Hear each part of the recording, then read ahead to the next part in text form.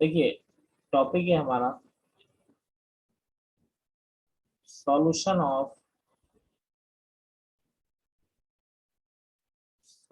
Of differential equation.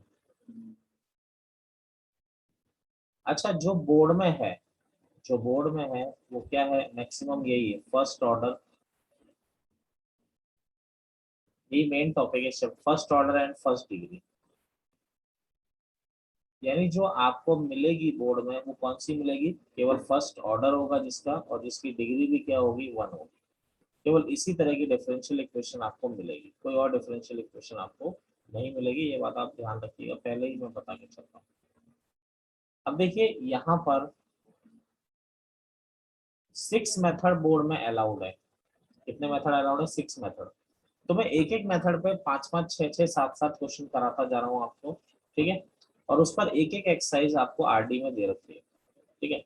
अब देखिए पहला मेथड होता है, जो बिल्कुल बेसिक मेथड होता है, वो होता है वेरिएबल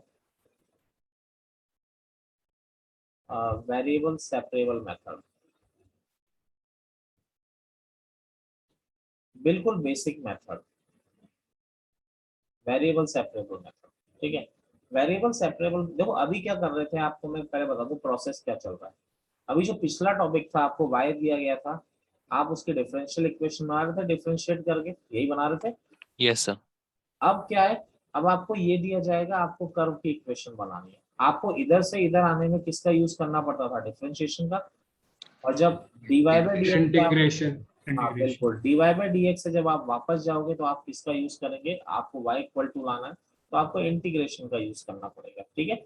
अब मैंने आपको बताया जैसे कि बोर्ड में ऐसी इक्वेशन वैलिड है जिसका ऑर्डर भी फर्स्ट है और डिग्री भी फर्स्ट है, लेकिन मैं आपको डिग्री 2 वाली भी सॉल्व करना सिखा दूंगा, ठीक है। तो हम लोग स्टार्ट करते हैं अपना काम, जो भी हमारा काम है। तो वेरिएबल सेपरेबल मेथड, इसकी पहचान क्या होती है, पहचान तो सिंपल सी है, जैसे मैं आपको समझा देता हूँ पहले। किस तरह का होता है कि F X D X plus F Y D Y equal to 0। यानी dx x के साथ पूरा सेपरेट हो जाए, यानी x वाला टर्म पूरा dx के साथ सेपरेट हो जाए, और y वाला टर्म पूरा dy के साथ सेपरेट हो जाए। टॉपिक इसी को हम लोग कहते हैं वेरिएबल सेपरेबल मेथड। दोबारा समझा रहा हूँ, x वाला टर्म पूरा dx के साथ सेपरेट हो जाए, y वाला अगर सेपरेट हो जाता है तो इंटीग्रेशन करना बड़ा आसान है। अब आप बोलोगे सर कैसे, अगर x वाला टर्म पूरा इसके साथ सेपरेट हो गया, y वाला टर्म इसके साथ पूरा सेपरेट हो गया, तो हम सेपरेट दोनों को इंटीग्रेट कर सकते हैं, कर सकते हैं सर। ठीक है। तो इसको सॉल्व करके आपका आंसर बड़ी आसानी से आ जाएगा, ठीक है। तो जो वेरिएबल सेपरेबल का मेथड का मतलब ही है कि सारे वेरिएबल आपस में सेपरेट हो जाएं, तो उसे हम वेरिएबल सेपरेबल मेथड कहते हैं। तो जैसे देखिए क्वेश्चन से स्टार्ट करते हैं हम लोग। तो e की power x 10y dx plus 1 minus e की power x sec square y dy equal to 0। जैसे ये आ गया, तो अब देखिए इसको हम x को dx के पास लाने की कोशिश करते हैं, y को dy के पास लाने की कोशिश करते हैं। अगर हम सफल हो जाते हैं तो इसका मतलब इसमें वेरिएबल सेपरेबल मेथड लग जाएगा। देखिए e की पावर x 10y dx, इसको इधर ले आए तो ये हो गया sec स्क्वायर y dy। तो देखिए y को हम पूरा एक साथ ले आते हैं, तो ये माइनस को यूटिलाइज किया तो ये e की पावर x माइनस 1 बन गया, और यहाँ पर आ रहा है e की पावर x 10y dx। देखिए x को एक तरफ ले आए तो e की पावर x, ये इधर से e की पावर x माइनस 1 आ गया। यहाँ पर sec स्क्वायर y dy चल रहा है, तो इधर 10y था, देखो वेरिएबल सेपरेट हो गए। अब जैसे ही वेरिएबल सेपरेट हो गए हम यहाँ पर इंटीग्रेट कर सकते हैं दोनों साइड। बोलो क्लियर है इतनी बात। Yes sir. चलिए, यस सर। जैसे ही हमने इंटीग्रेट किया तो मैं इधर एक बार लिख देता हूँ, e की पावर x अपॉन e की power x minus 1 dx। Question आपको हार्ड होगा इसमें तो इंटीग्रेशन के कारण होगा, ठीक है, प्रोसेस सारे आने चाहिए। sec square y upon 10y dy। यहाँ पर इंटीग्रेट करने के लिए e की पावर x माइनस 1 को t मान लिया, क्योंकि इसका डेरिवेटिव ऊपर दे रखा है, ठीक है। dt upon dx equal to e की power x, dt equal to हो गया e की पावर x dy। इसको सेपरेट कर, इसको इंटीग्रेट करने के लिए tan y को u मान लिया क्योंकि ऊपर उसका डिफरेंशिएशन दे रखा है, Yes, sir. du upon dy sec square y, तो du इज इक्वल टू हो गया sec स्क्वायर y dy। तो यहाँ पर देखिए e की power x dx dt upon t, ये हो गया du अपॉन u। तो ये क्या हो गया देखो जी, log t is equal to log u। अब देखो आपने इंटीग्रेशन किया है तो क्या आना चाहिए बच्चे, मुझे बताओ, इंटीग्रेशन कांस्टेंट आना प्लस सी चाहिए, बोलिए इंटीग्रेशन कांस्टेंट आना चाहिए नहीं आना चाहिए? आना चाहिए Yes, सर। sir. अब लेकिन एक समझदारी वाली बात बता रहा हूँ, अगर बच्चे प्लस सी लिख के आते हैं तो भी गलत नहीं है, लेकिन कैलकुलेशन के लिहाज से सी एक कांस्टेंट ही तो है, तो कैलकुलेशन आसान करने के लिए अगर मैं इसको log सी भी लिख ले रहा हूँ तो कोई फर्क पड़ेगा नहीं पड़ेगा? No sir. ठीक है, मेरा कॉन्सेप्ट समझे, मेरा बेनिफिट क्या है इसमें, इसमें बेनिफिट क्या है कि ये थोड़ा सॉल्व हो जाएगा आपका, क्लियर है? Yes sir yes. तो आपका आंसर क्या आ गया, आपका आंसर आ गया t equal to C you.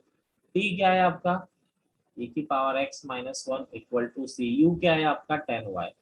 बोलो जी मेरी बात से सहमत है बच्चा पार्टी या नहीं है? Yes, sir. ठीक है, तो ये आपको डिसाइड करना होता है, जब बहुत सारे लॉग के आ रहे थे कांस्टेंट को भी हम log सी ले लेते हैं, उससे क्या होता है कि वो थोड़ा, इससे क्या होता है वो थोड़ा सिंप्लीफाई हो जाता है। क्लियर मेरी बात?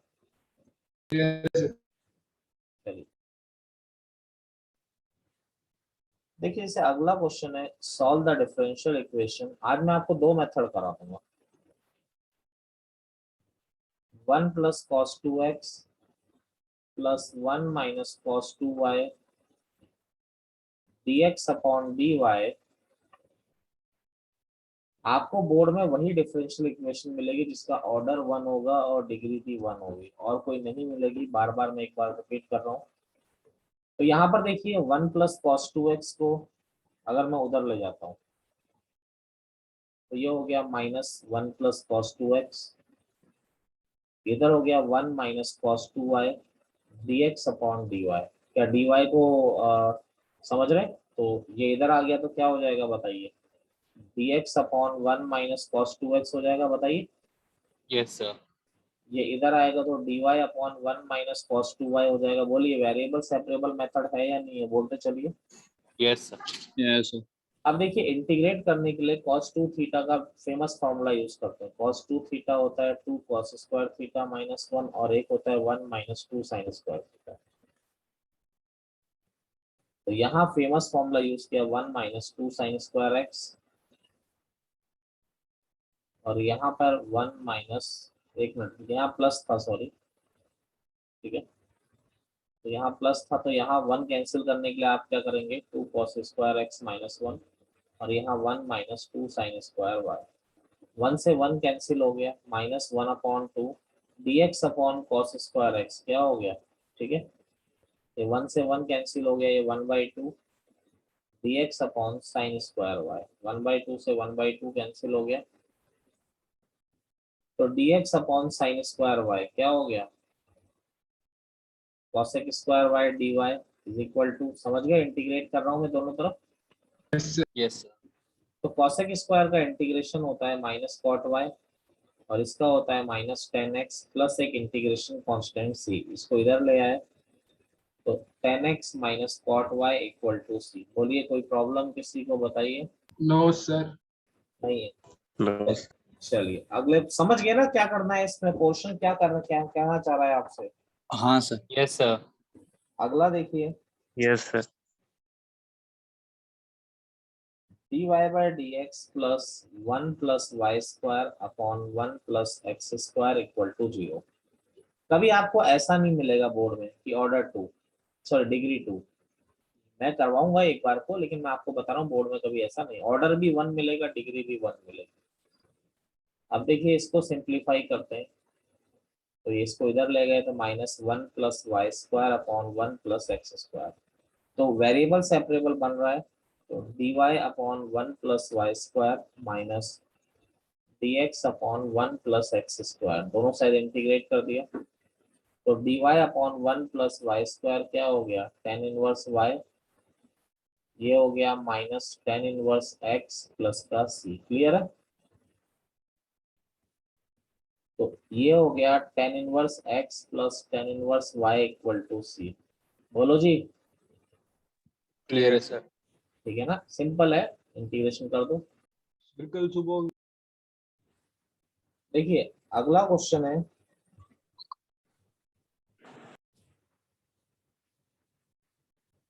Find the equation of the curve passing through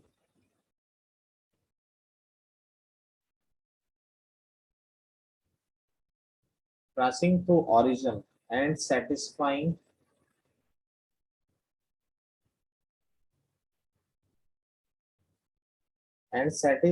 the differential equation and satisfying the differential equation 2x dy equal to 2x square plus x dx। ठीक है, क्वेश्चन बड़ा सिंपल सा दिया हुआ है भाई, ऐसी डिफरेंशियल इक्वेशन, ऐसा कर्व निकालो जो 0 0 से पास करता है और इस डिफरेंशियल इक्वेशन को सेटिस्फाई करता है। तो भाई पहले तो इस डिफरेंशियल इक्वेशन को मैं सॉल्व कर लूं। भाई वेरिएबल सेपरेबल मेथड है, तो यहाँ पर क्या हो गया, इसको इधर ले आए तो 2x square plus x upon x, ये 2 को इधर लिख दिया बाहर। भाई बोलिए वेरिएबल सेपरेबल मेथड बन रहा है आराम से। Yes sir. यहाँ सेपरेट कर Yes. दिया 2x स्क्वायर अपॉन x, तो 2x प्लस 1 dx, इंटीग्रेट कर दिया dy का y, 2x का x का क्या हो जाएगा x स्क्वायर बाई 2 और dx का x हो जाएगा। क्लियर? क्लियर है sir. y is equal to 1/2 x square plus x plus का c। अब ये चाहो तो 2y इधर ले गए। अब बच्चे ही सोचते हैं कि सर इसका मतलब क्या है कि कर्व 0 0 से पास हो रहा है। इसका मतलब ये होता है कि भाई ये कर्व अगर 0 0 से पास हो रहा है तो सेटिस्फाई करेगा, तो इससे जो इंटीग्रेशन कांस्टेंट c है इसकी पर्टिकुलर C is वैल्यू आ equal. जाएगी। ठीक है, यस सर। x को 0 रखा और y को भी 0 रखा, तो 2 into 0 equal to 0 plus 0 plus c, तो c इज इक्वल टू क्या आ गया आपका 0। तो इक्वेशन ऑफ कर्व जो हो जाएगी आपकी, समझ रहे हैं मेरी बात? समझ गए सर। तो कभी भी आपको बोलता है ना कि कर्व इस पॉइंट से पास हो रहा है, तो इसका मतलब वो सी कांस्टेंट जो आपका आता है कर्व में उसकी वैल्यू आप आसानी से निकाल सकते हैं। ठीक है, देखिए डिफरेंशियल इक्वेशन हमारी x sec square y dy equal to x ln x plus 1 into e की पावर x dx। तो देखिए यहाँ पर sec स्क्वायर y dy इस तरफ, भाई y को dy के पास रखते हैं, बाकी x ln x plus 1 upon x into e की पावर x dx। ठीक है, ऐसा कर दिए। sec स्क्वायर y dy, यहाँ पर x को दोनों के देखो इंटीग्रेट कर दिया, x को दोनों के नीचे सेपरेट किया यहाँ पे, x ln x upon x plus 1 upon x into e की पावर x dx। तो sec स्क्वायर y dy, यहाँ x से x कट गया, यह आ गया ln x plus 1 into e की पावर x dx। देखिए एक फॉर्मूला होता है e की power x fx plus f dash x, बच्चे भूल गए होंगे मुझे ऐसा जो लगता है। इसका आंसर क्या होता है, e की power x fx plus c, समझ रहे हो? Yes sir. तो आप लोग अगर ध्यान देते हैं यहाँ पर, ये बच्चों से मिस हो गया, मैं समझ गया था। यहाँ पर f क्या है आपका, ये है, और ये क्या है आपका f डैश है। यस। बोलो जी क्या आंसर होगा, sec स्क्वायर y का इंटीग्रेशन क्या हो जाएगा 10y, और ये e की पावर x से ln x plus 1 upon x, तो e की पावर x fx होता है आंसर। क्लियर है? ये आपका क्या हो जाएगा आंसर। क्लियर मेरी बात?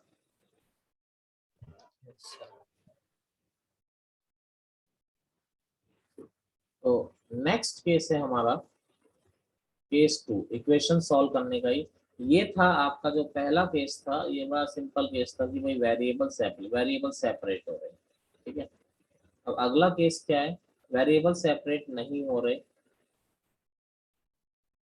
Equation reducible to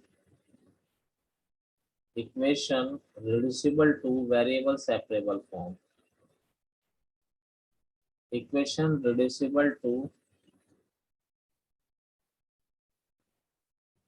variable separable form, यानी आपको रिड्यूस करना है अब वेरिएबल सेपरेबल फॉर्म में। अब आप बोलोगे सर ये कैसे करें, इसकी पहचान क्या होगी? भाई कई बार होता है हमें पता ही नहीं पड़ता। भाई पहला तो पहचान ध्यान रखिए, वहां पेपर में कोई फॉर्म नहीं बताएगा आपको। पहला क्या है, वेरिएबल सेपरेट हो रहे हैं, दूसरा क्या है, नहीं हो रहे। अब आगे किसी इसकी पहचान क्या है, अगर इसमें कोई लीनियर इक्वेशन आ, यानी फंक्शन भी आ सकता है किसी लीनियर इक्वेशन का, a x plus b y plus c, यानी या तो इक्वेशन ही आ जाए या फिर कोई लीनियर इक्वेशन आ जाए, कोई फंक्शन बन के आ जाए। तो अगर ऐसा हो तो ये equation reducible to variable separable form. आपका एम एक ही है, आपका एम क्या है, आपका एम ये है कि ऐसा बना देना उसको वेरिएबल सेपरेबल में, क्योंकि जब वेरिएबल सेपरेबल होगा तो आप इंटीग्रेट करके निकाल लोगे ना, समझ रहे हो? Yes, sir. Yes, sir. अब इसको करने के लिए आप करोगे क्या, आप सीधा सा a x plus b y plus c को आप लोग क्या मान लोगे, टी मान लोगे।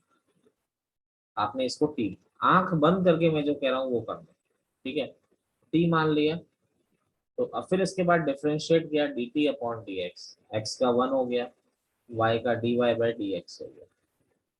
इसको इधर ले आए, ए को d t upon d x minus a equal to b d y by d x.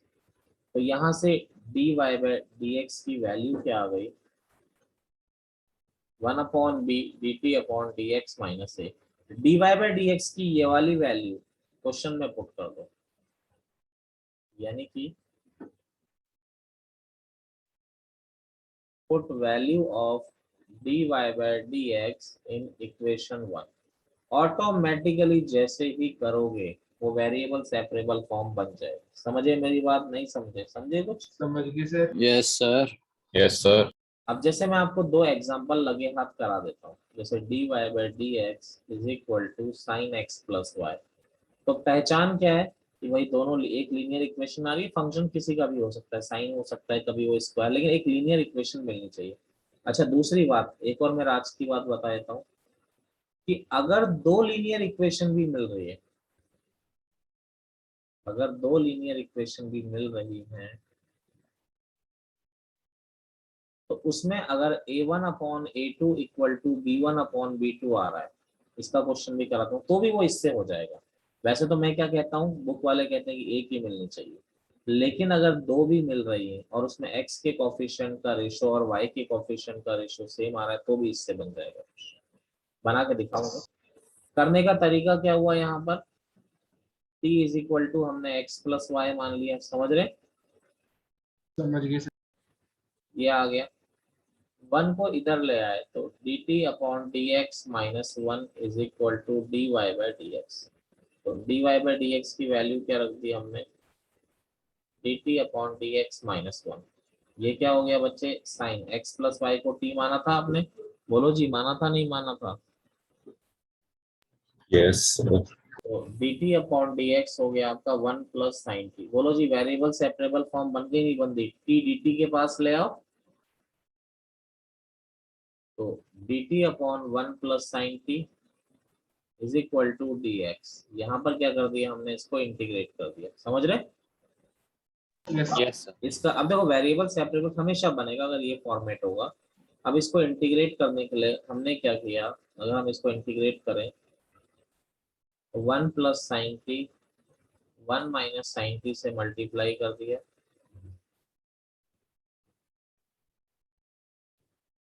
अब देखिए 1 माइनस साइन टी अपॉन ये क्या हो जाएगा, नीचे आप जानते हैं a plus b a minus b 1 minus sine square t हो जाएगा। तो ये 1 minus sine t upon 1 minus sine square t क्या हो जाएगा, कॉस स्क्वायर टी। सेपरेट कर दीजिए, डायरेक्ट फॉर्मूला बन जा रहा है। तो 1 अपॉन कॉस स्क्वायर टी और sine t upon cos square t, integration है, अब डिफरेंशियल इक्वेशन का कोई रोल नहीं है, इक्वल टू डी एक्स। ठीक है, इसको थोड़ा मैं सही कर देता हूँ थोड़ा। अब देखो जी, one upon cos square t क्या हो जाएगा बताएंगे? सेक स्क्वायर टी माइनस ये sine t upon cos square t, sine t upon cos t into cos t क्या होता है बोलिए? Sec t tan t tan t sec t d t is equal to ये आ गया आपका D x. तो सेक स्क्वायर टी का क्या हो गया? Tan t. Sec t tan t का क्या हो जाएगा? Sec t. ठीक है, अब टी का value x plus y put कर दूं बोलो? अरे क्वेश्चन एक्स में दिए, एक्स वाई में दे रखा था तो Yes, sir. Yes, sir. ठीक है, बोलो कोई दिक्कत? No, sir. अगला क्वेश्चन है dy by d x is equal to 4x plus y plus one का होल स्क्वायर। ठीक है, तो देखिए एक लीनियर इक्वेशन दोबारा मिल गई आपको।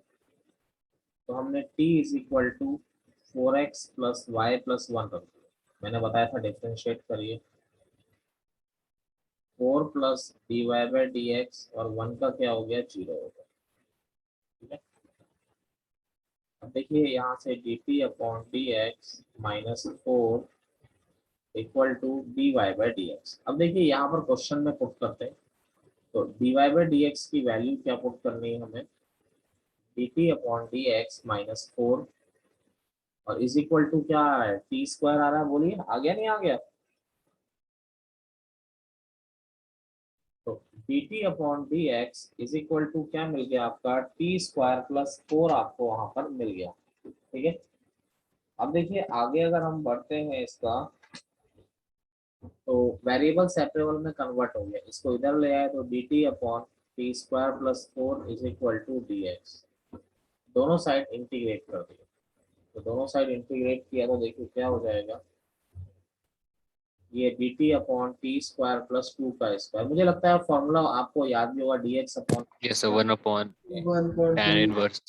1 upon a t tan by 2 inverse x upon a is equal to x plus C.